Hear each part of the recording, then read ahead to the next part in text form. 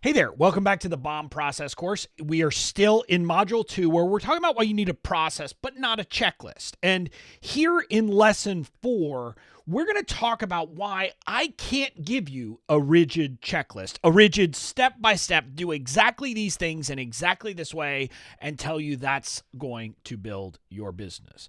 Now, I'm going to start this lesson with what might seem like a very weird statement from someone who is going to teach you marketing and teach you how to build your business. And it's this: I don't know what marketing strategy or tactic you should use.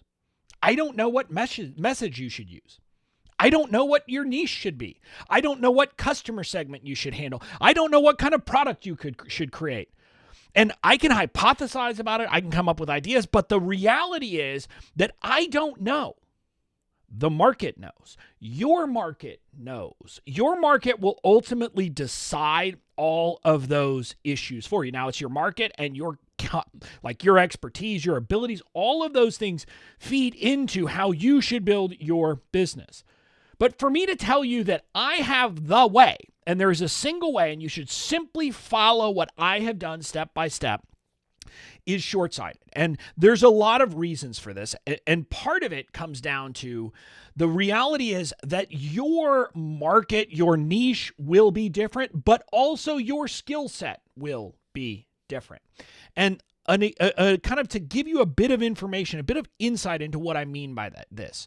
If I followed the regular norm of saying, you know what I'm going to do? I'm simply going to teach you to build a business like I built mine. And start from the moment that I really kind of got serious about building my online business in 2017, or even if I kind of ignored the failure of 2017 and said, you know what, I'm going to focus on when things worked in 2018.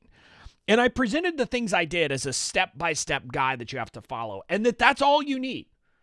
I would be selling you short, because that wouldn't account for the fact that I had a ton of experience in different things. I had built up expertise. I had built up knowledge. I had built up experience in many things that created skill sets that made the path I chose make sense for me. But I also have innate abilities, natural talents for communications. Heck, I've been public speaking since I was 15 years old. I've been engaged in persuasive communications meant to influence people for just as long, spoken and written. And so obviously those skill sets are part of what made me successful. But I can't give you a step for that, because let's just be honest, that's not something that I cultivated as I was building a business. It's something cultivated over 20 plus years. And so for me to pretend that I can simply give you a rigid checklist would be short-sighted, and it won't work. But separate from that, the problem with the checklist model is that it presupposes the notion that there is one right way to build a business. And that's just not the case. There are many right ways to build a business.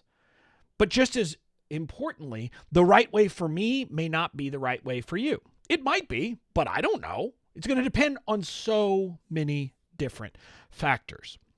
And that's why giving you a checklist that says just follow these steps and do it in exactly the order I did it in, and just repeat these and it will work, is just not true. And that's why people who are offering that are offering you a false promise. Instead of that, what you need is a process that will allow you to figure out what works for you. It's a process that is containers. So that's why we developed the BOM process the way we did. And when we get to the next module, you'll see this. Now, I talk about milestones. I'll talk about things to complete.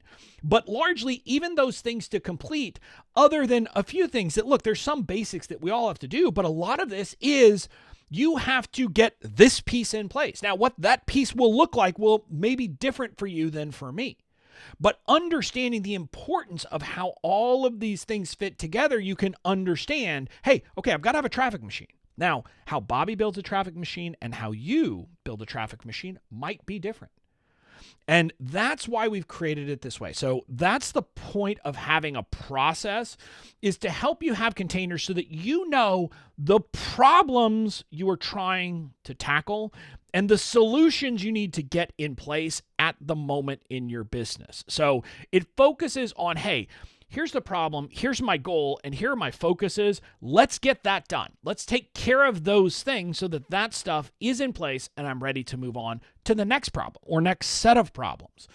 And that type of process where there is the ability for you to take some ownership of building the right business for you within a framework that actually will guide you along the way. That's what you need, and that's what the BOM process is. So that's why I can't give you just a very simple step-by-step process where you do it all and you're done. Now, there's parts of the BOM process that have a bit of that, but ultimately the real guts of it is when you get into the more choose-your-own-adventure testing aspect, which we will talk about. But before we move on to the 7 phases, which is what we're talking about in the next lesson, I want to focus in the next lesson about the importance of testing and why you need to view what you're doing in building your business in terms of running tests and running tests quickly. So that's what we'll be covering in the next lesson. I will see you there.